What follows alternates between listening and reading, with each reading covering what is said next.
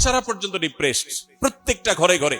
বিশ্ব স্বাস্থ্য সংস্থা বলছে 2030 সালের মধ্যে পৃথিবীর সবচাইতে বড় এবং সবচাইতে বেশি পরিমাণে যে রোগে মানুষ আক্রান্ত হবে সেটার নাম ডিপ্রেশন। জাপানের মতো উন্নত দেশ, পৃথিবীর সবচেয়ে উন্নত দেশগুলোর সবচেয়ে সুখী দেশগুলোর যে তালিকা, নরওয়ের মতো দেশ, আরো বিভিন্ন দেশ যেগুলো সুখী দেশের একেবারে টপ লিস্টে আছে, আপনি খবর নিয়ে দেখেন সবচেয়ে বেশি আত্মহত্যার পরিমাণ, সবচেয়ে বেশি ডিপ্রেশনের পরিমাণ এই সমস্ত দেশগুলো। বয়স্করা তো অনেক পরের কথা, ছোট ছোট শিশুরা ডিপ্রেসড, ঘরে ঘরে আত্মহত্যা, ছোট বাচ্চারা আত্মহত্যা করে।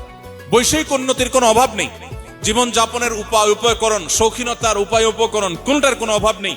কোনো অপরাধ হয় না, চোর ধরা পড়ে না, ডাকাত ধরা পড়ে না, খুনি ধরা পড়ে না। এত সাইলেন্ট, এতটা কোয়াইট, এত বাহ্যিক দৃষ্টিকোণ থেকে শান্ত দেশ, কিন্তু মানসিক শান্তি কারণ নেই। দিনহীন, আল্লাহর আনুগত্যহীন, ঈমানহীন, ঈমানে চেতনাহীন এই আধুনিক জীবন, এটা মানুষকে বাহ্যিক বিলাসিতা দিতে পারে কিন্তু আভ্যন্তরীণ প্রশান্তি কেড়ে নেয়।